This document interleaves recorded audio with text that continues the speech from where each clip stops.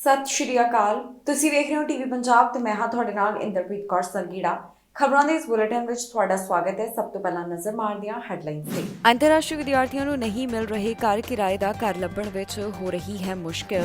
ਅੰਤਰਰਾਸ਼ਟਰੀ ਵਿਦਿਆਰਥੀਆਂ ਦੀ ਸਿਆਸਤ ਵਿੱਚ ਰੁਚੀ, ਸਿਆਸਤ ਵਿੱਚ ਜਾਣ ਦਾ ਹੈ ਇਹ ਅਹਿਮ ਰਸਤਾ। ਕੈਨੇਡਾ ਵਿੱਚ ਪੰਜਾਬੀ ਦਾ ਕਤਲ, ਪੁਲਿਸ ਨੇ ਸਾਂਝੀ ਕੀਤੀ ਇਸ ਦੀ ਪਹਿਚਾਣ। ਕਿਵੈਕ ਚੋਣਾਂ ਬਾਰੇ ਆਈ ਜਾਣਕਾਰੀ, 3 ਅਕਤੂਬਰ ਨੂੰ ਹੋਣਗੀਆਂ ਚੋਣਾਂ। ਕੈਨੇਡਾ ਵਿੱਚ ਅੰਤਰਰਾਸ਼ਟਰੀ ਵਿਦਿਆਰਥੀਆਂ ਨੂੰ ਘਰ ਲੱਭਣ ਦੇ ਵਿੱਚ ਪਰੇਸ਼ਾਨੀ ਹੋ ਰਹੀ ਹੈ। ਕਿਰਾਏ ਦੇ ਘਰ ਲੱਭਣ ਦੇ ਬਾਰੇ ਜਾਣਕਾਰੀ ਇਹਨਾਂ ਅੰਤਰਰਾਸ਼ਟਰੀ ਵਿਦਿਆਰਥੀਆਂ ਵੱਲੋਂ ਦਿੱਤੀ ਗਈ, ਜਿੱਥੇ ਉਹਨਾਂ ਨੇ ਦੱਸਿਆ ਕਿ ਕਿਵੇਂ ਕਿਰਾਏ ਦੇ ਘਰ ਲੱਭਣ ਦੇ ਵਿੱਚ ਉਹਨਾਂ ਨੂੰ ਪਰੇਸ਼ਾਨੀ ਦਾ ਸਾਹਮਣਾ ਕਰਨਾ ਪੈ ਰਿਹਾ ਹੈ। ਇਸ ਤੋਂ ਇਲਾਵਾ ਯੂਨੀਵਰਸਿਟੀਆਂ ਵੱਲੋਂ ਚੇਤਾਵਨੀ ਦਿੱਤੀ ਗਈ ਹੈ ਕਿ ਅੰਤਰਰਾਸ਼ਟਰੀ ਵਿਦਿਆਰਥੀ ਕਿਸੇ ਠੱਗੀ ਦਾ ਸ਼ਿਕਾਰ ਨਾ ਹੋ ਜਾਣ। ਪਹਿਲਾਂ ਦੀ ਤੁਲਨਾ ਵਿੱਚ ਜੇਕਰ ਮੌਜੂਦਾ ਸਮੇਂ ਦੀ ਗੱਲ ਕੀਤੀ ਜਾਵੇ ਤਾਂ ਕਿਰਾਏ ਦੇ ਉੱਪਰ ਜਿਹੜੇ ਅੰਤਰਰਾਸ਼ਟਰੀ ਵਿਦਿਆਰਥੀ ਰਹਿਣ ਦੀ ਥਾਂ ਲੈਂਦੇ ਹਨ, ਉਸਦੇ ਕਿਰਾਏ ਕਾਫੀ ਵੱਧ ਚੁੱਕੇ ਹਨ। ਕੈਨੇਡਾ ਵਿੱਚ ਗਏ ਅੰਤਰਰਾਸ਼ਟਰੀ ਵਿਦਿਆਰਥੀਆਂ ਨੂੰ ਪਰੇਸ਼ਾਨੀ ਦਾ ਸਾਹਮਣਾ ਕਰਨਾ ਪੈ ਰਿਹਾ ਹੈ। ਦਰਅਸਲ ਰਹਿਣ ਵਾਸਤੇ ਜਗ੍ਹਾ ਲੈਣ ਦੇ ਲਈ ਹੁਣ ਇਹਨਾਂ ਅੰਤਰਰਾਸ਼ਟਰੀ ਵਿਦਿਆਰਥੀਆਂ ਨੂੰ ਪਰੇਸ਼ਾਨੀ ਆ ਰਹੀ ਹੈ। ਖਬਰ ਸਾਹਮਣੇ ਆਈ ਹੈ ਕਿ ਕਿਰਾਏ ਦੇ ਮਕਾਨ ਲੱਭਣ ਵਿੱਚ ਅੰਤਰਰਾਸ਼ਟਰੀ ਵਿਦਿਆਰਥੀ ਕਾਫੀ ਦਿੱਕਤ ਮਹਿਸੂਸ ਕਰ ਰਹੇ ਨੇ। ਕਾਲਜਾਂ ਵੱਲੋਂ ਵਿਦਿਆਰਥੀਆਂ ਨੂੰ ਠੱਗੀ ਤੋਂ ਬਚਣ ਦੀ ਸਲਾਹ ਦਿੱਤੀ ਗਈ ਹੈ। ਕੈਨੇਡਾ ਵਿੱਚ ਪੜ੍ਹਾਈ ਕਰਨ ਵਾਸਤੇ ਗਏ ਅੰਤਰਰਾਸ਼ਟਰੀ ਵਿਦਿਆਰਥੀ ਹੁਣ ਇਸ ਪਰੇਸ਼ਾਨੀ ਦੇ ਬਾਰੇ ਦੱਸਦੇ ਹੋਏ ਦਿਖਾਈ ਦੇ ਰਹੇ ਨੇ। ਉਹਨਾਂ ਵੱਲੋਂ ਇਸ ਗੱਲ ਦਾ ਜ਼ਿਕਰ ਕੀਤਾ ਜਾ ਰਿਹਾ ਹੈ ਕਿ ਕਿਵੇਂ ਉਹਨਾਂ ਨੂੰ ਕਿਰਾਏ ਦਾ ਮਕਾਨ ਲੱਭਣ ਦੇ ਵਿੱਚ ਦਿੱਕਤ ਆ ਰਹੀ ਹੈ। ਇਸ ਤੋਂ ਇਲਾਵਾ ਇਹਨਾਂ ਵਿਦਿਆਰਥੀਆਂ ਦਾ ਕਹਿਣਾ ਹੈ ਕਿ ਜੇਕਰ ਉਹ ਕਿਰਾਏ ਉੱਪਰ ਰਹਿਣ ਲਈ ਕਮਰਾ ਲੱਭਦੇ ਨੇ ਤਾਂ ਇਸ ਦੀਆਂ ਕੀਮਤਾਂ ਪਹਿਲਾਂ ਦੇ ਮੁਕਾਬਲੇ ਕਾਫੀ ਜ਼ਿਆਦਾ ਵੱਧ ਚੁੱਕੀਆਂ ਹਨ। ਇਸ ਸਥਿਤੀ ਵਿੱਚ ਆਪਣੀ ਵਿਦਿਆਰਥੀਆਂ ਦੀ ਮਦਦ ਕਰਨ ਵਾਸਤੇ ਫੈਸ਼ਨਾ ਕਾਲਜ ਨੇ ਲੰਡਨ, ਸੇਂਟ ਥਾਮਸ, ਵੁੱਡਸਟਾਕ ਅਤੇ ਸਿਮਕੋ ਵਿੱਚ ਪਲੇਸ 4 ਸਟੂਡੈਂਟਸ ਨਾਮਕ ਕੰਪਨੀਆਂ ਨਾਲ ਮਿਲ ਕੇ ਕੰਮ ਕੀਤਾ। ਸੇਂਟ ਕੈਥਰੀਨਜ਼ ਵਿੱਚ ਸਥਿਤ ਇੱਕ ਕੰਪਨੀ ਅਕਾਦਮਿਕ ਸੰਸਥਾਵਾਂ ਨੂੰ ਸਾਫ਼ ਕੈਂਪਸ ਹਾਊਸਿੰਗ ਹੱਲ ਪ੍ਰਦਾਨ ਕਰ ਰਹੀ ਹੈ। ਕੰਪਨੀ ਵੱਲੋਂ ਵਿਦਿਆਰਥੀਆਂ ਨੂੰ ਮਕਾਨਾਂ ਦੀ ਦਿੱਤੀ ਜਾਂਦੀ ਸੂਚੀ ਵਿੱਚ ਇੱਕ ਮੈਪ ਹੁੰਦਾ ਹੈ ਜੋ ਕਿ ਕੈਂਪਸ ਅਤੇ ਆਉਣ ਜਾਣ ਦੇ ਰੂਟਾਂ ਦੀ ਦੂਰੀ, ਮਕਾਨ ਦੀਆਂ 25 ਤਸਵੀਰਾਂ ਸਮੇਤ ਵਰਚੁਅਲ ਟੂਰ ਆਦਿ ਆਪਸ਼ਨ ਦੇ ਵਿੱਚ ਦਿੰਦਾ ਹੈ। ਇਸ ਤੋਂ ਇਲਾਵਾ ਯੂਨੀਵਰਸਿਟੀਜ਼ ਵੱਲੋਂ ਇਸ ਗੱਲ ਨੂੰ ਲੈ ਕੇ ਵੀ ਚਿੰਤਾ ਦਾ ਪ੍ਰਗਟਾਵਾ ਕੀਤਾ ਜਾ ਰਿਹਾ ਹੈ ਕਿ ਕਿਤੇ ਵਿਦਿਆਰਥੀ ਕਿਸੇ ਠੱਗੀ ਦਾ ਸ਼ਿਕਾਰ ਨਾ ਹੋ ਜਾਣ। ਇਸ ਸੰਬੰਧੀ ਵੀ ਲਗਾਤਾਰ ਚੇਤਾਵਨੀ ਦਿੱਤੀ ਜਾ ਰਹੀ ਹੈ ਕਿ ਕੋਈ ਉਹਨਾਂ ਦੇ ਨਾਲ ਘੁਟਾਲਾ ਨਾ ਹੋ ਜਾਵੇ। ਇਮੀਗ੍ਰੇਸ਼ਨ ਵਿਭਾਗ ਵੱਲੋਂ ਦੱਸਿਆ ਗਿਆ ਹੈ ਕਿ ਹੁਣ ਕੈਨੇਡਾ ਦੇ ਵੀਜ਼ੇ ਲੱਗਣ ਦੇ ਵਿੱਚ ਦੇਰੀ ਨਹੀਂ ਹੋਏਗੀ ਤੇ ਨਾਲ ਹੀ ਜਿਨ੍ਹਾਂ ਵੱਲੋਂ ਫਾਈਲਾਂ ਲਗਾਈਆਂ ਗਈਆਂ ਉਹਨਾਂ ਨੂੰ ਵੀ ਬਹੁਤੀ ਦੇਰੀ ਦਾ ਇੰਤਜ਼ਾਰ ਨਹੀਂ ਕਰਨਾ ਪਵੇਗਾ। ਇਮੀਗ੍ਰੇਸ਼ਨ ਵਿਭਾਗ ਵੱਲੋਂ ਨਵੀਆਂ ਨੌਕਰੀਆਂ ਦਿੱਤੀਆਂ ਜਾਣਗੀਆਂ ਤਾਂ ਕਿ ਬੈਕਲੌਗ ਨੂੰ ਜਲਦ ਤੋਂ ਜਲਦ ਹੱਲ ਕਰ ਲਿਆ ਜਾਵੇ। ਮੌਜੂਦਾ ਸਮੇਂ 2 ਮਿਲੀਅਨ ਤੋਂ ਵੱਧ ਦਾ ਬੈਕਲੌਗ ਇਮੀਗ੍ਰੇਸ਼ਨ ਵਿਭਾਗ ਕੋਲ ਜਮ੍ਹਾਂ ਹੈ। ਕਈ ਲੋਕਾਂ ਵੱਲੋਂ ਕਾਫੀ ਦੇਰ ਤੋਂ ਫਾਈਲਾਂ ਲਗਾਈਆਂ ਗਈਆਂ, ਚਾਹੇ ਉਹ TR to PR ਪ੍ਰੋਗਰਾਮ ਹੋਵੇ ਜਾਂ ਫਿਰ ਸਪਾਊਸ ਵੀਜ਼ਾ ਵਾਲਿਆਂ ਦੀ ਗੱਲ ਕਰੀਏ ਤਾਂ ਕਾਫੀ ਦੇਰ ਤੋਂ ਜਿਹੜੀਆਂ ਫਾਈਲਾਂ ਲੱਗੀਆਂ ਹੋਈਆਂ ਸਨ ਉਹਨਾਂ ਦੇ ਉੱਪਰ ਇਮੀਗ੍ਰੇਸ਼ਨ ਵਿਭਾਗ ਵੱਲੋਂ ਫੈਸਲਾ ਨਹੀਂ ਸੁਣਾਇਆ ਗਿਆ। ਇਸ ਦਾ ਕਾਰਨ ਵੀ ਦੱਸਿਆ ਗਿਆ ਕਿ ਕਿਉਂ ਇਹ ਫਾਈਲਾਂ ਦੇ ਉੱਪਰ ਫੈਸਲਾ ਨਹੀਂ ਦਿੱਤਾ ਜਾ ਰਿਹਾ ਸੀ। ਕੈਨੇਡਾ ਦੇ ਵੀਜ਼ੇ ਵਾਸਤੇ ਐਪਲੀਕੈਂਟਸ ਵੱਲੋਂ ਲੰਬੇ ਸਮੇਂ ਤੋਂ ਇੰਤਜ਼ਾਰ ਕੀਤਾ ਜਾ ਰਿਹਾ ਹੈ, ਪਰ ਹੁਣ ਜਲਦ ਉਹਨਾਂ ਦਾ ਇੰਤਜ਼ਾਰ ਖਤਮ ਹੋਵੇਗਾ ਕਿਉਂਕਿ ਇਮੀਗ੍ਰੇਸ਼ਨ ਵਿਭਾਗ ਪ੍ਰੋਸੈਸਿੰਗ ਦੇ ਵਿੱਚ ਤੇਜ਼ੀ ਲਿਆਉਣ ਦੀ ਤਿਆਰੀ ਕਰ ਰਿਹਾ ਹੈ। ਕੈਨੇਡਾ ਦੇ ਇਮੀਗ੍ਰੇਸ਼ਨ ਵਿਭਾਗ ਵੱਲੋਂ ਹੁਣ ਨਵੀਆਂ ਨੌਕਰੀਆਂ ਦਿੱਤੀਆਂ ਜਾਣਗੀਆਂ, ਜਿਸ ਤੋਂ ਬਾਅਦ ਜਲਦ 1.3 ਮਿਲੀਅਨ ਐਪਲੀਕੇਸ਼ਨਸ ਦੇ ਉੱਪਰ ਫੈਸਲਾ ਸੁਣਾਇਆ ਜਾ ਸਕੇਗਾ। ਦਰਅਸਲ ਕੈਨੇਡਾ ਦੇ ਇਮੀਗ੍ਰੇਸ਼ਨ ਮੰਤਰੀ ਸ਼ੌਨ ਫਰੇਜ਼ਰ ਵੱਲੋਂ ਅੱਜ ਕੁਝ ਖਾਸ ਵੱਡੇ ਐਲਾਨ ਕੀਤੇ ਗਏ। ਉਹਨਾਂ ਦਾ ਕਹਿਣਾ ਹੈ ਕਿ ਹੁਣ ਨਵੇਂ ਕਰਮਚਾਰੀ ਭਰਤੀ ਕੀਤੇ ਜਾਣਗੇ ਤਾਂ ਕਿ ਜਲਦ ਤੋਂ ਜਲਦ ਬੈਕਲੌਗ ਖਤਮ ਕੀਤਾ ਜਾਵੇ। ਇਮੀਗ੍ਰੇਸ਼ਨ ਵਿਭਾਗ ਵੱਲੋਂ 1250 ਨਵੇਂ EMPLOYE ਭਰਤੀ ਕਰਨ ਦੀ ਤਿਆਰੀ ਕੀਤੀ ਜਾ ਰਹੀ ਹੈ। ਦੱਸ ਦਈਏ ਕਿ ਜੁਲਾਈ ਮਹੀਨੇ ਦੇ ਆਖਿਰ ਤੱਕ ਇਮੀਗ੍ਰੇਸ਼ਨ ਵਿਭਾਗ ਕੋਲ 2.4 ਮਿਲੀਅਨ ਫਾਈਲਾਂ ਦਾ ਬੈਕਲੌਗ ਜਮ੍ਹਾਂ ਹੋ ਗਿਆ, ਜਿਨ੍ਹਾਂ ਉੱਪਰ ਅਜੇ ਫੈਸਲਾ ਸੁਣਾਇਆ ਜਾਣਾ ਬਾਕੀ ਹੈ। ਪਹਿਲਾਂ ਦੇ ਮੁਕਾਬਲੇ ਲਗਾਤਾਰ ਇਸ ਵਿੱਚ ਵਾਧਾ ਹੁੰਦਾ ਗਿਆ, ਜਿਸ ਬਾਰੇ ਸਮੇਂ-ਸਮੇਂ ਤੇ ਇਮੀਗ੍ਰੇਸ਼ਨ ਮੰਤਰੀ ਵੱਲੋਂ ਵੀ ਜਾਣਕਾਰੀ ਸਾਂਝੀ ਕੀਤੀ ਜਾਂਦੀ ਰਹੀ ਹੈ। ਹੁਣ ਇਹਨਾਂ ਐਪਲੀਕੇਸ਼ਨਸ ਦੇ ਉੱਪਰ ਫੈਸਲਾ ਸੁਣਾਉਣ ਦੇ ਵਿੱਚ ਦੇਰੀ ਕਿਉਂ ਹੋਈ, ਇਸ ਬਾਰੇ ਵੀ ਇਮੀਗ੍ਰੇਸ਼ਨ ਮੰਤਰੀ ਵੱਲੋਂ ਕਾਰਨ ਦੱਸਿਆ ਗਿਆ। ਉਹਨਾਂ ਦਾ ਕਹਿਣਾ ਸੀ ਕਿ ਅਫਗਾਨਿਸਤਾਨ ਤੇ ਯੂਕਰੇਨ ਤੋਂ ਆਉਣ ਵਾਲੇ ਰਿਫਿਊਜੀਆਂ ਸੰਬੰਧੀ ਸਰਕਾਰ ਵੱਲੋਂ ਫੈਸਲਾ ਲਿਆ ਜਾ ਰਿਹਾ ਸੀ, ਜਿਸ ਕਾਰਨ ਆਮ ਫਾਈਲਾਂ ਦੇ ਉੱਪਰ ਫੈਸਲੇ ਸੰਬੰਧੀ ਦੇਰੀ ਹੋ ਗਈ। ਪਰ ਹੁਣ ਜਿਨ੍ਹਾਂ ਨੇ ਵੀ ਕੈਨੇਡਾ ਦੇ ਵੀਜ਼ੇ ਅਪਲਾਈ ਕੀਤੇ ਨੇ ਜਾਂ ਫਿਰ ਜਿਨ੍ਹਾਂ ਦੀਆਂ ਫਾਈਲਾਂ ਲੱਗੀਆਂ ਹੋਈਆਂ ਹਨ, ਉਹਨਾਂ ਨੂੰ ਵੱਧ ਇੰਤਜ਼ਾਰ ਨਹੀਂ ਕਰਨਾ ਪਵੇਗਾ। ਇੱਥੇ ਵੀ ਦੱਸਣਯੋਗ ਹੈ ਕਿ ਜੂਨ ਮਹੀਨੇ ਦੌਰਾਨ ਪ੍ਰਧਾਨ ਮੰਤਰੀ ਜਸਟਿਨ ਟਰੂਡੋ ਵੱਲੋਂ ਇੱਕ ਖਾਸ ਵੱਡਾ ਐਲਾਨ ਕੀਤਾ ਗਿਆ ਸੀ, ਜਿੱਥੇ ਉਹਨਾਂ ਨੇ ਦੱਸਿਆ ਕਿ ਕਿਵੇਂ ਉਹਨਾਂ ਵੱਲੋਂ ਵੱਧ ਰਹੇ ਬੈਕਲੌਗ ਨੂੰ ਕਾਬੂ ਵਿੱਚ ਕੀਤਾ ਜਾਵੇਗਾ। ਇਸ ਵਾਸਤੇ ਟਾਸਕ ਫੋਰਸ ਸੰਬੰਧੀ ਪ੍ਰਧਾਨ ਮੰਤਰੀ ਵੱਲੋਂ ਜ਼ਿਕਰ ਕੀਤਾ ਗਿਆ ਸੀ ਤੇ ਨਾਲ ਹੀ ਇਸ ਨੂੰ ਖਤਮ ਕਰਨ ਵਾਸਤੇ $85 ਮਿਲੀਅਨ ਦਾ ਵੀ ਐਲਾਨ ਕੀਤਾ ਗਿਆ। ਹੁਣ ਤਾਜ਼ਾ ਜਾਣਕਾਰੀ ਇਮੀਗ੍ਰੇਸ਼ਨ ਮੰਤਰੀ ਵੱਲੋਂ ਦਿੱਤੀ ਗਈ ਹੈ, ਜਿਸ ਵਿੱਚ ਦੱਸਿਆ ਗਿਆ ਕਿ ਫਾਈਲਾਂ ਦੇ ਉੱਪਰ ਜਲਦ ਕਿਵੇਂ ਫੈਸਲਾ ਸੁਣਾਇਆ ਜਾਵੇਗਾ। ਕੈਨੇਡਾ ਦੇ ਵਿੱਚ ਗਏ ਅੰਤਰਰਾਸ਼ਟਰੀ ਵਿਦਿਆਰਥੀ ਹੁਣ ਕਾਲਜਾਂ ਦੀ ਰਾਜਨੀਤੀ ਵਿੱਚ ਕਾਫੀ ਜ਼ਿਆਦਾ ਰੁਚੀ ਦਿਖਾ ਰਹੇ ਹਨ। ਬਹੁਤ ਸਾਰੇ ਪੰਜਾਬੀ ਮੂਲ ਦੇ ਵੀ ਅਜਿਹੇ ਅੰਤਰਰਾਸ਼ਟਰੀ ਵਿਦਿਆਰਥੀ ਨੇ ਜਿਹੜੇ ਕਿ ਇਸ ਕਾਲਜ ਦੀ ਸਿਆਸਤ ਦੇ ਵਿੱਚ ਹਿੱਸਾ ਲੈ ਰਹੇ ਨੇ। ਉਹਨਾਂ ਦਾ ਕਹਿਣਾ ਹੈ ਕਿ ਇਸ ਨਾਲ ਕਈ ਤਰ੍ਹਾਂ ਦੇ ਰਾਹ ਖੁੱਲਦੇ ਨੇ, ਇੱਕ ਦੂਸਰੇ ਦੇ ਨਾਲ ਜੋ ਜਾਣ ਪਹਿਚਾਣ ਹੈ ਉਸ ਦੇ ਵਿੱਚ ਵਾਧਾ ਹੁੰਦਾ ਹੈ। ਇਸ ਤੋਂ ਇਲਾਵਾ ਜੋ ਕੈਨੇਡਾ ਦੀ ਮੁੱਖ ਸਿਆਸਤ ਹੈ ਉਸ ਵਿੱਚ ਜਾਣ ਦਾ ਵੀ ਰਸਤਾ ਇਸ ਤਰੀਕੇ ਤੈਅ ਕੀਤਾ ਜਾ ਸਕਦਾ ਹੈ। ਕੈਨੇਡਾ ਵਿੱਚ ਪੜ੍ਹਾਈ ਕਰਨ ਵਾਸਤੇ ਗਏ ਅੰਤਰਰਾਸ਼ਟਰੀ ਵਿਦਿਆਰਥੀ ਕੈਨੇਡੀਅਨ ਵਿਦਿਆਰਥੀ ਸਿਆਸਤ ਦੀਆਂ ਸਰਗਰਮੀਆਂ ਵਿੱਚ ਹਿੱਸਾ ਲੈ ਰਹੇ ਹਨ। ਆਪਣੇ ਕਾਲਜ ਦੀ ਐਸੋਸੀਏਸ਼ਨ ਦੀ ਚੋਣ ਜਿੱਤਣ ਤੋਂ ਬਾਅਦ ਇਹ ਵਿਦਿਆਰਥੀ ਦੇਸ਼ ਦੀਆਂ ਹੋਰਨਾਂ ਜਥੇਬੰਦੀਆਂ ਨਾਲ ਜੁੜ ਕੇ ਮੁੱਦਾ ਚੁੱਕਦੇ ਨੇ।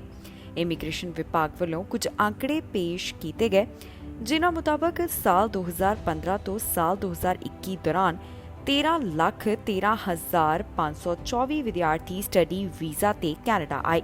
ਇਨ੍ਹਾਂ ਅੰਤਰਰਾਸ਼ਟਰੀ ਵਿਦਿਆਰਥੀਆਂ ਨੂੰ ਸਕੂਲ ਦੀ ਕਾਲਜ ਦੀ ਸਿਆਸਤ ਵਿੱਚ ਹਿੱਸਾ ਲੈਣ ਦਾ ਕਾਫੀ ਫਾਇਦਾ ਹੁੰਦਾ ਹੈ। ਇਸ ਨਾਲ ਜਾਣ ਪਹਿਚਾਣ ਵਿੱਚ ਵਾਧਾ ਹੁੰਦਾ ਹੈ। ਬਹੁਤ ਸਾਰੇ ਅੰਤਰਰਾਸ਼ਟਰੀ ਵਿਦਿਆਰਥੀ ਇਸ ਨੂੰ ਜਾਣ ਪਹਿਚਾਣ ਦਾ ਇੱਕ ਅਹਿਮ ਸਾਧਨ ਦੇ ਤੌਰ ਤੇ ਉੱਪਰ ਦੇਖਦੇ ਹਨ।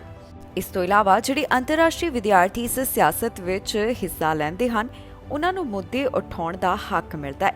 ਬਹੁਤ ਸਾਰੇ ਅੰਤਰਰਾਸ਼ਟਰੀ ਵਿਦਿਆਰਥੀ ਇਹ ਮੰਨਦੇ ਨੇ ਕਿ ਕੈਨੇਡੀਅਨ ਵਿਦਿਆਰਥੀ ਸਿਆਸਤ ਵਿੱਚ ਸ਼ਮੂਲੀਅਤ ਕਰ ਆਪਣੇ ਕਈ ਮੁੱਦੇ ਚੁੱਕ ਸਕਦੇ ਹਨ।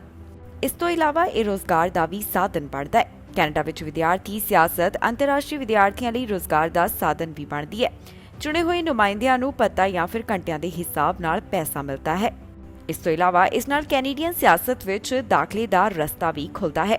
ਬਹੁਤ ਸਾਰੇ ਵਿਦਿਆਰਥੀ ਇਹ ਮੰਨਦੇ ਨੇ ਕਿ ਵਿਦਿਆਰਥੀ ਸਿਆਸਤ ਕੈਨੇਡੀਅਨ ਸਿਆਸਤ ਵਿੱਚ ਦਾਖਲੇ ਦਾ ਇੱਕ ਰਸਤਾ ਹੈ। ਦੱਸੀਏ ਕਿ ਕੈਨੇਡਾ ਵਿੱਚ ਅਜਿਹੇ ਪੰਜਾਬੀ ਮੂਲ ਦੇ ਕਈ ਵਿਅਕਤੀ ਹਨ ਜਿਨ੍ਹਾਂ ਵੱਲੋਂ ਸਿਆਸਤ ਵਿੱਚ ਵੱਡਾ ਨਾਮ ਕਮਾਇਆ ਗਿਆ।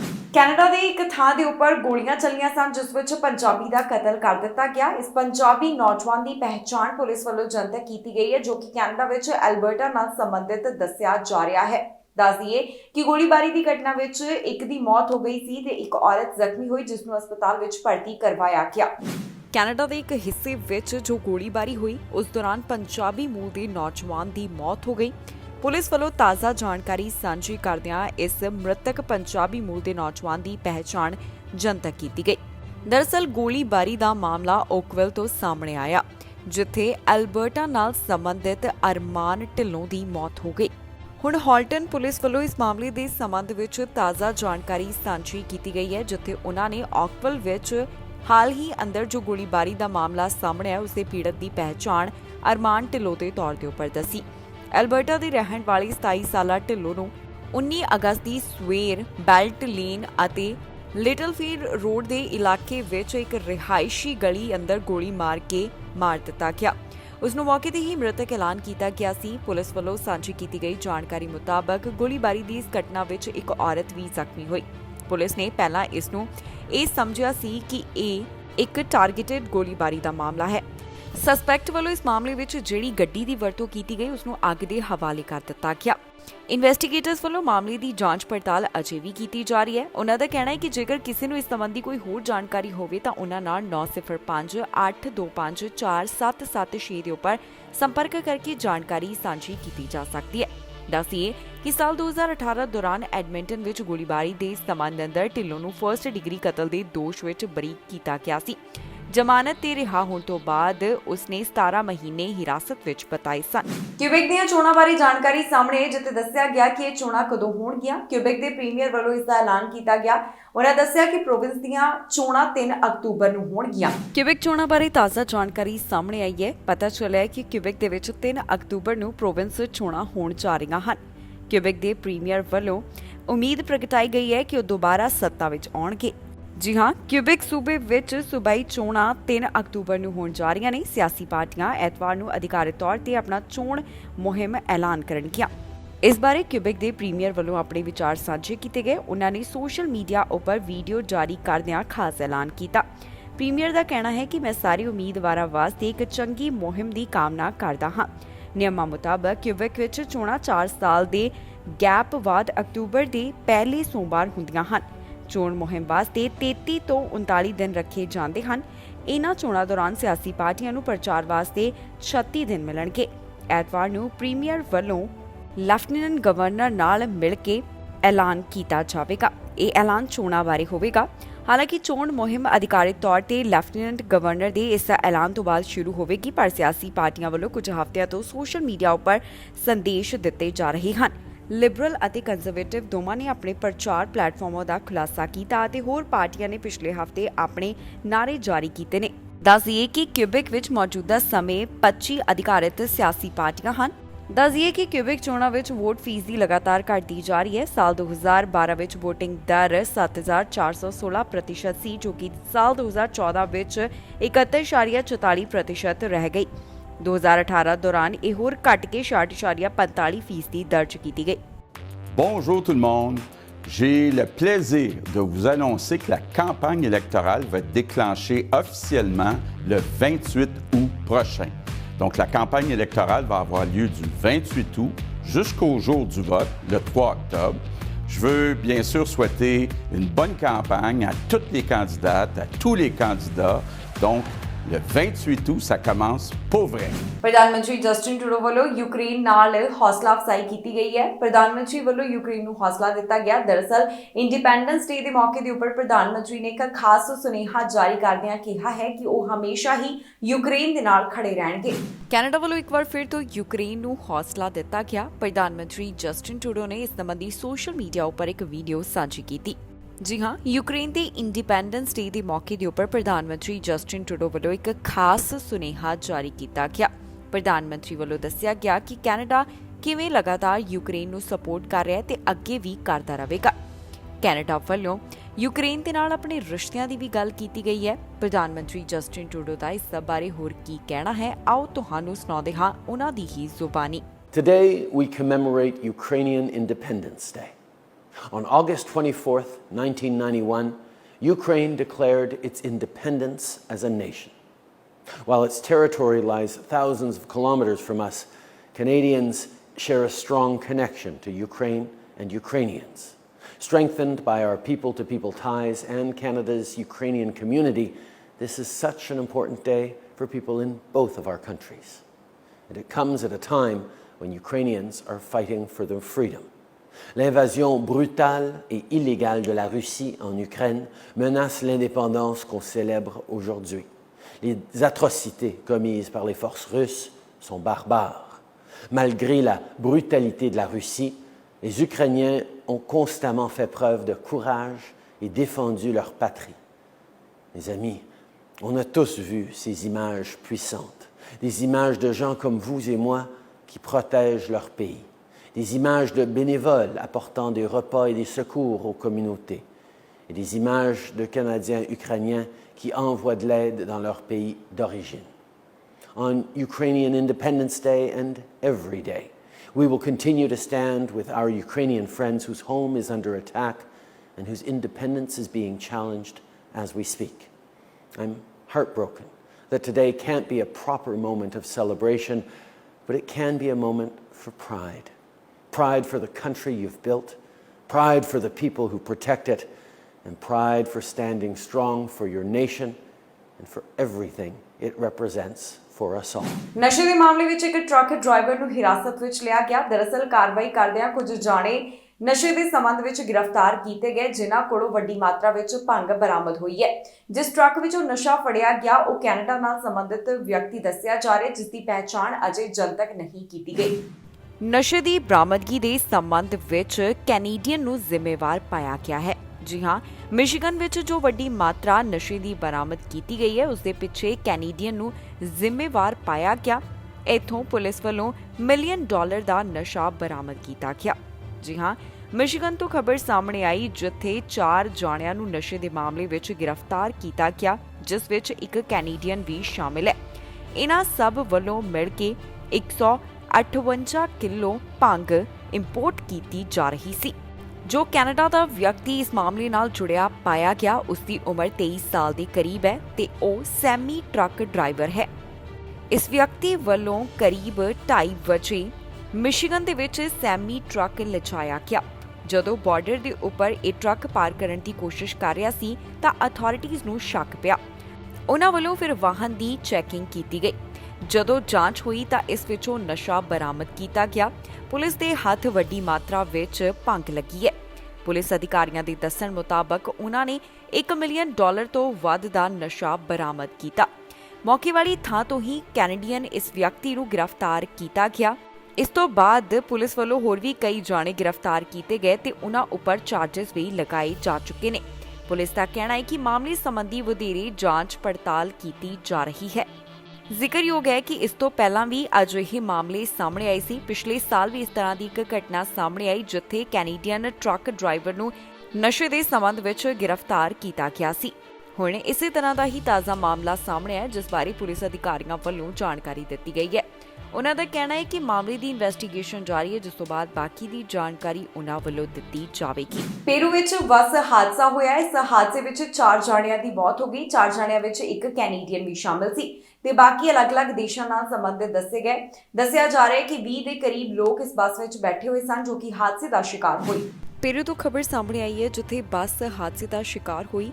ਇਸ ਹਾਦਸੇ ਬਾਰੇ ਮੰਤਰੀ ਨੇ ਜਾਣਕਾਰੀ ਦਿੱਤੀ ਜਿੱਥੇ ਦੱਸਿਆ ਗਿਆ ਕਿ 4 ਲੋਕਾਂ ਦੀ ਮੌਤ ਹੋ ਗਈ। ਇਹਨਾਂ 4 ਜਾਣਿਆਂ ਵਿੱਚ ਇੱਕ ਕੈਨੇਡੀਅਨ ਵੀ ਸ਼ਾਮਲ ਸੀ। ਅਥਾਰਟੀਜ਼ ਵੱਲੋਂ ਇਸ ਬਾਰੇ ਜੋ ਜਾਣਕਾਰੀ ਦਿੱਤੀ ਗਈ ਹੈ ਉਸ ਵਿੱਚ ਦੱਸਿਆ ਗਿਆ ਕਿ ਜਿਹੜੇ ਇਸ ਘਟਨਾ ਦੇ ਵਿੱਚ 4 ਜਾਣੇ ਮਾਰੇ ਗਏ ਹਨ ਉਹਨਾਂ ਪੀੜਤਾਂ ਦੀਆਂ ਲਾਸ਼ਾਂ 에ਅਰਪੋਰਟ ਦੇ ਉੱਪਰ ਲਿਆਂਦੀਆਂ ਗਈਆਂ।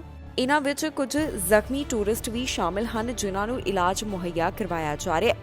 ਦੱਸ ਦਈਏ ਕਿ ਜੋ ਬੱਸ ਹਾਦਸੇ ਦਾ ਸ਼ਿਕਾਰ ਹੋਈ ਹੈ ਉਸ ਵਿੱਚ 20 ਯਾਤਰੀ ਬੈਠੇ ਹੋਏ ਸਨ ਤੇ ਅਬਰਾ ਮਲੰਗਾ ਵਿੱਚ ਇਹ ਹਾਦਸਾ ਵਾਪਰ ਗਿਆ। ਇਸ ਹਾਦਸੇ ਵਿੱਚ ਜਿਹੜੇ 20 ਜਾਣੇ ਪ੍ਰਭਾਵਿਤ ਹੋਏ ਉਹ ਅਲੱਗ-ਅਲੱਗ ਦੇਸ਼ਾਂ ਨਾਲ ਸੰਬੰਧ ਰੱਖਦੇ ਨੇ। ਇਹ ਲੋਕ Colombia, Greece, France, Holland, Israel ਤੇ ਕੈਨੇਡਾ ਨਾਲ ਸੰਬੰਧਿਤ ਦੱਸੇ ਗਏ ਨੇ ਜਿਸ ਬਾਰੇ minister of foreign trade and tourism ਵੱਲੋਂ ਜਾਣਕਾਰੀ ਦਿੱਤੀ ਗਈ। ਉਹਨਾਂ ਨੇ ਇਸ ਹਾਦਸੇ ਬਾਰੇ ਡਿਟੇਲ ਸਾਂਝੀ ਕੀਤੀ ਹੈ ਜਿੱਥੇ ਦੱਸਿਆ ਗਿਆ ਕਿ ਇੱਕ ਮਿਨੀ ਬੱਸ ਹਾਦਸੇ ਦਾ ਸ਼ਿਕਾਰ ਹੋਈ ਹੈ। ਇੱਥੇ ਦੱਸਣਯੋਗ ਹੈ ਕਿ ਜਨਵਰੀ ਅਤੇ ਅਕਤੂਬਰ 2021 ਦੌਰਾਨ ਕਈ ਹਾਦਸੇ ਵਾਪਰੇ ਨੇ ਜਿਸ ਵਿੱਚ ਹੁਣ ਤੱਕ 2000 ਤੋਂ ਵੱਧ ਮੌਤਾਂ ਹੋ ਚੁੱਕੀਆਂ ਨੇ। ਤਾਜ਼ਾ ਅੰਕੜਿਆਂ ਤੋਂ ਪਤਾ ਚੱਲਿਆ ਕਿ ਪੇਰੂ ਵਿੱਚ ਜਿਹੜੇ ਹਾਦਸੇ ਵਾਪਰੇ ਉਸ ਵਿੱਚ 2053 ਲੋਕਾਂ ਨੇ ਆਪਣੀ ਜਾਨ ਗਵਾ ਦਿੱਤੀ। ਕੈਨੇਡਾ ਵਿੱਚ ਮੌਜੂਦਾ ਸਮੇਂ ਕਈ ਥਾਵਾਂ ਦੇ ਉੱਪਰ ਮਾਸਕ ਸੰਬੰਧੀ ਰਾਹਤ ਦਿੱਤੀ ਜਾ ਰਹੀ ਹੈ। ਅਜਿਹੀ ਜਾਣਕਾਰੀ ਯੂਨੀਵਰਸਿਟੀ ਤੋਂ ਸਾਹਮਣੇ ਆਈ ਜਿੱਥੇ ਦੱਸਿਆ ਗਿਆ ਕਿ ਹੁਣ ਵਿਦਿਆਰਥੀਆਂ ਵਾਸਤੇ ਮਾਸਕ ਪਾਉਣਾ ਲਾਜ਼ਮੀ ਨਹੀਂ ਹੋਵੇਗਾ। ਇਹ ਫੈਸਲਾ ਯੂਨੀਵਰਸਿਟੀ ਵੱਲੋਂ ਕਿਉਂ ਲਿਆ ਗਿਆ ਇਸ ਬਾਰੇ ਵੀ ਉਹ ਗੱਲਬਾਤ ਕਰਦੇ ਹੋਏ ਦਿਖਾਈ ਦਿੱਤੇ। ਕੁਝ ਯੂਨੀਵਰਸਿਟੀਜ਼ ਵੱਲੋਂ ਫੈਸਲਾ ਲਿਆ ਗਿਆ ਹੈ ਕਿ ਹੁਣ ਉੱਥੇ ਮਾਸਕ ਲਾਜ਼ਮੀ ਨਹੀਂ ਹੋਣਗੇ। ਇਹ ਖਬਰ ਕੈਨੇਡਾ ਦੇ ਇੱਕ ਸੂਬੇ ਤੋਂ ਸਾਹਮਣੇ ਆ ਰਹੀ ਹੈ ਜਿੱਥੇ ਦੱਸਿਆ ਗਿਆ ਕਿ ਸਸਕੈਚੁਆਨ ਯੂਨੀਵਰਸਿਟੀਜ਼ ਵਿੱਚ ਹੁਣ ਮਾਸਕ ਪਹਿਨਣੇ ਲਾਜ਼ਮੀ ਨਹੀਂ ਹੋਣਗੇ। ਇੱਥੇ ਫਾਲ ਸਮੈਸਟਰ ਦੀ ਸ਼ੁਰੂਆਤ ਹੋਣ ਜਾ ਰਹੀ ਹੈ। ਇਸ ਸਭ ਤੋਂ ਬਾਅਦ ਯੂਨੀਵਰਸਿਟੀ ਦਾ ਕਹਿਣਾ ਹੈ ਕਿ ਉਹਨਾਂ ਵੱਲੋਂ ਲਾਜ਼ਮੀ ਮਾਸਕ ਦੀ ਨੀਤੀ ਉੱਪਰ ਹੁਣ ਰੋਕ ਲਗਾਈ ਜਾ ਰਹੀ ਹੈ ਪਰ ਜੇਕਰ ਕੋਈ ਆਪਣੀ ਤੌਰ ਦੇ ਉੱਪਰ ਮਾਸਕ ਪਾਉਣਾ ਚਾਹੁੰਦਾ ਹੈ ਤਾਂ ਫਿਰ ਉਹ ਅਜਿਹਾ ਕਰ ਸਕਦਾ ਹੈ। ਯੂਨੀਵਰਸਿਟੀ ਵੱਲੋਂ ਨਿਊਜ਼ ਰਿਲੀਜ਼ ਵਿੱਚ ਇਸ ਦੀ ਜਾਣਕਾਰੀ ਸਾਂਝੀ ਕੀਤੀ ਗਈ ਜਿੱਥੇ ਉਹਨਾਂ ਨੇ ਦੱਸਿਆ ਕਿ ਅਜੇ ਤੱਕ ਇੰਡੋਰ ਸਪੇਸਿਸ ਵਿੱਚ ਮਾਸਕ ਪਾਉਣ ਸੰਬੰਧੀ ਜ਼ੋਰ ਦਿੱਤਾ ਜਾ ਰਿਹਾ ਸੀ ਪਰ ਮੌਜੂਦਾ ਹਾਲਾਤਾਂ ਨੂੰ ਧਿਆਨ ਵਿੱਚ ਰੱਖਦਿਆਂ ਹੁਣ ਮਾਸਕ ਤੋਂ ਰਾਹਤ ਦਿੱਤੀ ਜਾ ਰਹੀ ਹੈ। ਇਸ ਤੋਂ ਇਲਾਵਾ ਯੂਨੀਵਰਸਿਟੀ ਨੇ ਇਹ ਗੱਲ ਕਹੀ ਹੈ ਕਿ ਉਹਨਾਂ ਵੱਲੋਂ ਮਾਮਲਿਆਂ ਦੇ ਉੱਪਰ ਤੇ ਅੰਕੜਿਆਂ ਉੱਪਰ ਨਜ਼ਰ ਬਣਾਈ ਹੋਵੇਗੀ। ਜ਼ਿਕਰਯੋਗ ਹੈ ਕਿ ਵੱਖ-ਵੱਖ ਹਿੱਸਿਆਂ ਵਿੱਚ ਕੋਰੋਨਾ ਵਾਇਰਸ ਦੇ ਹਾਲਾਤਾਂ ਨੂੰ ਧਿਆਨ ਵਿੱਚ ਰੱਖਦਿਆਂ ਮਾਸਕ ਪਾਉਣਾ ਲਾਜ਼ਮੀ ਕੀਤਾ ਗਿਆ ਸੀ। ਕਈ ਵਾਰ ਮਾਸਕ ਸੰਬੰਧੀ ਕੈਨੇਡਾ ਸਰਕਾਰ ਵੱਲੋਂ ਰਾਹਤ ਦਿੱਤੀ ਗਈ ਪਰ ਜਿਵੇਂ ਕੋਰੋਨਾ ਵਾਇਰਸ ਦੇ ਮਾਮਲੇ ਵਧੇ ਤਾਂ ਫਿਰ ਤੋਂ ਮਾਸਕ ਪਾਉਣਾ ਲਾਜ਼ਮੀ ਅਲੱਗ-ਅਲੱਗ ਸੂਬਿਆਂ ਵਿੱਚ ਕਰ ਦਿੱਤਾ ਗਿਆ ਕਿਉਂਕਿ ਹੁਣ ਪਹਿਲਾਂ ਦੇ ਮੁਕਾਬਲੇ ਕੋਰੋਨਾ ਵਾਇਰਸ ਦੇ ਮਾਮਲੇ ਘੱਟ ਨੇ ਤੇ ਕੋਰੋਨਾ ਵਾਇਰਸ ਦੇ ਟੀਕੇ ਵੀ ਬਹੁਤ ਹੱਦ ਤੱਕ ਲੋਕਾਂ ਵੱਲੋਂ ਲਗਵਾ ਲਏ ਗਏ ਨੇ ਜਿਸ ਤੋਂ ਬਾਅਦ ਇਹ ਗੱਲ ਕਹੀ ਜਾ ਰਹੀ ਹੈ ਕਿ ਹੁਣ ਇਹਨਾਂ ਥਾਵਾਂ ਦੇ ਉੱਪਰ ਖਾਸਕਰ ਯੂਨੀਵਰਸਿਟੀਜ਼ ਜਾਂ ਫਿਰ ਕਾਲਜਿਸ ਵਿੱਚ ਮਾਸਕ ਪਾਉਣਾ ਲਾਜ਼ਮੀ ਨਹੀਂ ਹੋਵੇਗਾ। ਜੇਕਰ ਕੋਈ ਵਿਦਿਆਰਥੀ ਆਪਣੇ ਤੌਰ ਦੇ ਉੱਪਰ ਮਾਸਕ ਪਾਉਣਾ ਚਾਹੁੰਦਾ ਹੈ ਤਾਂ ਉਹ ਅਜਿਹਾ ਕਰ ਸਕਦਾ ਹੈ। ਐਨਡੀਪੀ ਲੀਡਰ ਜਗਮੀਤ ਸਿੰਘ ਵੱਲੋਂ ਚੇਤਾਵਨੀ ਦਿੱਤੀ ਗਈ। ਉਹਨਾਂ ਨੇ ਇੱਕ ਵੀਡੀਓ ਜਾਰੀ ਕੀਤੀ ਹੈ ਜਿੱਥੇ ਉਹਨਾਂ ਨੇ ਸਿਹਤ ਸੈਕਟਰ ਦੀ ਗੱਲ ਕੀਤੀ ਹੈ। ਜਗਮੀਤ ਸਿੰਘ ਵੱਲੋਂ ਕਈ ਮੁੱਦੇ ਚੁੱਕੇ ਗਏ। ਕੀ ਕਹਿਣਾ ਹੈ ਉਹਨਾਂ ਦਾ ਤੁਹਾਨੂੰ ਇਸ ਖਬਰ ਵਿੱਚ ਦੱਸਾਂਗੇ। ਐਨਡੀਪੀ ਲੀਡਰ ਜਗਮੀਤ ਸਿੰਘ ਵੱਲੋਂ ਚੇਤਾਵਨੀ ਦਿੱਤੀ ਗਈ ਹੈ। ਇਹ ਚੇਤਾਵਨੀ ਪ੍ਰਾਈਵੇਟ ਹੈਲਥ ਸਰਵਿਸਿਜ਼ ਨਾਲ ਜੁੜੀ ਹੋਈ ਹੈ। ਐਨਡੀਪੀ ਲੀਡਰ ਜਗਮੀਤ ਸਿੰਘ ਨੂੰ ਇਸ ਗੱਲ ਨੂੰ ਲੈ ਕੇ ਵੱਡਾ ਇਤਰਾਜ਼ ਹੈ ਜੋ ਬੈਕਲੌਗ ਖਤਮ ਕਰਨ ਸੰਬੰਧੀ ਜਿਹੜੀਆਂ ਕੰਪਨੀਆਂ ਲਾਭ ਕਮਾਉਂਦੀਆਂ ਨੇ ਉਹਨਾਂ ਨੂੰ ਤਵੱਜੋ ਦਿੱਤੀ ਜਾ ਰਹੀ ਹੈ। ਜਗਮੀਤ ਸਿੰਘ ਵੱਲੋਂ ਸਿਹਤ ਦੇ ਨਾਲ ਜੁੜੇ ਹੋਏ ਮੁੱਦਿਆਂ ਨੂੰ ਲੈ ਕੇ ਆਪਣੀ ਆਵਾਜ਼ ਬੁਲੰਦ ਕੀਤੀ ਗਈ ਹੈ। ਕੀ ਕਹਿਣਾ ਹੈ ਜਗਮੀਤ ਸਿੰਘ ਦਾ ਤੇ ਉਹਨਾਂ ਵੱਲੋਂ ਕੀ ਚੇਤਾਵਨੀ ਦਿੱਤੀ ਗਈ ਆਓ ਤੁਹਾਨੂੰ ਸੁਣਾਉਂਦੇ ਹਾਂ। They are under-resourced and they are being burnt out. I met with nurses, and the solutions are clear. We need to increase the hiring of more nurses. Nurses are having to work overtime, not take vacation, because there's simply not enough nurses to deal with the demands that that we have in our healthcare system. So it's not good enough to just appoint someone to represent those concerns. We need action, and we know what that action is. Properly hiring the appropriate number of nurses to deal with the needs and demands in our healthcare system, to make sure that they're paid a good wage, and to make sure they have the resources they need to do their jobs. I've spoken with so many nurses. These are people that love the work that they do. They care so deeply about their patients, and they want to provide the best care possible, and they are heartbroken that they can't do that. But it is not their fault. They are working with the best they can, but they need more help. And what we need to do is provide the solutions. And that's making sure there's adequate number of nurses hired. And we laid out some of the paths to doing that, whether that's recognizing international training, whether that's speeding up the accelerating of the immigration process for internationally trained folks to be able to work in Canada, or hiring more long-term care workers to free up spaces in hospitals. But we need to act immediately. The solutions are there. It requires courage and leadership, and the principle of defending a public healthcare system that should be there for everyone. Prime Minister Trudeau has to step up and meet with the premiers and lay out a course for properly funding and defending our public healthcare system where everyone can get the best care possible. We cannot allow premiers to talk the talk of Team Canada or throw around words about creative solutions when we know what they're going to do is put money in the pockets of the wealthy, and they're going to hurt Canadians who are not going to get the best care that they need. That's what we're here to talk about today, and I want you to know you can count on me and my team to continue to fight to make sure our healthcare system is public, that it's well funded, that it's there for you and your family, and it's not going to be a question about how much you make to determine the care that you get, but everyone in this country should get the best care possible. Pfizer ਵੱਲੋਂ ਇੱਕ ਖਾਸ ਜਾਣਕਾਰੀ ਦਿੱਤੀ ਗਈ, ਜਿੱਥੇ ਉਹਨਾਂ ਦੱਸਿਆ ਕਿ 5 ਸਾਲ ਤੋਂ ਘੱਟ ਉਮਰ ਦੇ ਬੱਚਿਆਂ ਦੇ ਉੱਪਰ ਹੀ ਉਹਨਾਂ ਦਾ ਟੀਕਾ ਸੁਰੱਖਿਅਤ ਹੈ। ਇਹ ਟੀਕਾ ਇਹਨਾਂ ਬੱਚਿਆਂ ਦੇ ਉੱਪਰ 70% ਤੋਂ ਵੱਧ ਇਫੈਕਟਿਵ ਦੱਸਿਆ ਜਾ ਰਿਹਾ ਹੈ, ਤੇ ਕੰਪਨੀ ਵੱਲੋਂ ਹੋਰ ਵੀ ਕਈ ਦਾਅਵੇ ਕੀਤੇ ਗਏ ਨੇ। ਫਾਈਜ਼ਰ ਕੋਵਿਡ-19 ਵੈਕਸੀਨ ਦੇ ਬਾਰੇ ਇੱਕ ਖਾਸ ਜਾਣਕਾਰੀ ਸਾਹਮਣੇ ਆਈ ਹੈ, ਜਿਸ ਵਿੱਚ ਪਤਾ ਚੱਲਿਆ ਹੈ ਕਿ ਜਿਹੜੇ 5 ਸਾਲ ਤੋਂ ਘੱਟ ਉਮਰ ਦੇ ਬੱਚੇ ਨੇ, ਉਹਨਾਂ ਉੱਪਰ ਵੀ ਇਹ ਟੀਕਾ ਕਾਫੀ ਅਸਰਦਾਰ ਹੈ। ਫਾਈਜ਼ਰ ਕੋਵਿਡ-19 ਸ਼ਾਟ 5 ਸਾਲ ਤੋਂ ਘੱਟ ਉਮਰ ਵਾਲਿਆਂ ਦੇ ਉੱਪਰ 73% ਅਸਰਦਾਰ ਪਾਇਆ ਜਾ ਰਿਹਾ ਹੈ। ਦੱਸ ਦਈਏ ਕਿ ਅਮਰੀਕਾ ਵਿੱਚ 5 ਸਾਲ ਤੋਂ ਘੱਟ ਉਮਰ ਵਾਲਿਆਂ ਨੂੰ ਵੀ ਕੋਵਿਡ-19 ਵੈਕਸੀਨ ਲਗਾਉਣ ਦੀ ਸ਼ੁਰੂਆਤ ਕਰ ਦਿੱਤੀ ਗਈ ਹੈ। ਕੁਝ ਸਮਾਂ ਪਹਿਲਾਂ ਹੀ ਯੂਐਸ ਦੇ ਵਿੱਚ ਵੈਕਸੀਨ ਨੂੰ ਛੋਟੇ ਬੱਚਿਆਂ ਵਾਸਤੇ ਮਾਨਤਾ ਦਿੱਤੀ ਗਈ ਸੀ। ਪਹਿਲਾਂ ਹੈਲਥ ਅਥਾਰਟੀਜ਼ ਨੇ ਪੂਰੇ ਡਾਟਾ ਨੂੰ ਰਿਵਿਊ ਕੀਤਾ, ਜਿਸ ਤੋਂ ਬਾਅਦ ਉਹ ਇਸ ਨਤੀਜੇ ਦੇ ਉੱਪਰ ਪਹੁੰਚੇ ਸਨ ਕਿ ਛੋਟੇ ਬੱਚਿਆਂ ਉੱਪਰ ਵੀ ਇਹ ਟੀਕਾ ਅਸਰਦਾਰ ਹੈ, ਤੇ ਉਹਨਾਂ ਵੱਲੋਂ ਟੀਕੇ ਨੂੰ ਮਨਜ਼ੂਰੀ ਦੇ ਦਿੱਤੀ ਗਈ। ਹੁਣ ਫਾਈਜ਼ਰ ਵੱਲੋਂ ਇੱਕ ਸਟੱਡੀ ਕਰਵਾਈ ਗਈ, ਜਿਸ ਵਿੱਚ ਪਤਾ ਚੱਲਿਆ ਕਿ ਛੋਟੇ ਬੱਚਿਆਂ ਦੇ ਉੱਪਰ ਵੀ ਉਹਨਾਂ ਦਾ ਟੀਕਾ ਕਾਫੀ ਵੱਧ ਅਸਰਦਾਰ ਹੈ। ਇਸ ਤੋਂ ਇਲਾਵਾ ਓਮੀਕਰੌਨ ਵੇਰੀਐਂਟ ਨੂੰ ਲੈ ਕੇ ਵੀ ਵੈਕਸੀਨ ਵੱਲੋਂ ਦਾਅਵਾ ਕੀਤਾ ਗਿਆ ਹੈ। ਜ਼ਿਕਰਯੋਗ ਹੈ ਕਿ ਹੁਣ ਤੱਕ ਕਈ ਟੀਕਿਆਂ ਨੂੰ ਵੱਖ-ਵੱਖ ਦੇਸ਼ਾਂ ਵਿੱਚ ਮਨਜ਼ੂਰੀ ਦੇ ਦਿੱਤੀ ਗਈ ਹੈ। ਹੁਣ ਤਾਂ ਵੈਕਸੀਨ ਦੇ ਚੌਥੇ ਟੀਕੇ ਨੂੰ ਲੈ ਕੇ ਵੀ ਲਗਾਤਾਰ ਜ਼ੋਰ ਦਿੱਤਾ ਜਾ ਰਿਹਾ ਹੈ ਕਿ ਜਲਦ ਤੋਂ ਜਲਦ ਇਹ ਵੈਕਸੀਨ ਹਾਸਲ ਕੀਤੀ ਜਾ ਸਕੇ। ਅਮਰੀਕਾ ਵਿੱਚ ਵੀ ਇਸ ਸਮੇਂ ਲਗਾਤਾਰ ਇਹੀ ਅਪੀਲ ਕੀਤੀ ਜਾ ਰਹੀ ਹੈ ਕਿ ਆਮ ਲੋਕ ਕੋਵਿਡ-19 ਵੈਕਸੀਨ ਦਾ ਚੌਥਾ ਟੀਕਾ ਜ਼ਰੂਰ ਲਗਵਾਉਣ, ਭਾਵ ਕਿ ਦੂਸਰੇ ਬੂਸਟਰ ਡੋਜ਼ ਨੂੰ ਲੈ ਕੇ ਲਗਾਤਾਰ ਅਪੀਲ ਕੀਤੀ ਜਾ ਰਹੀ ਹੈ।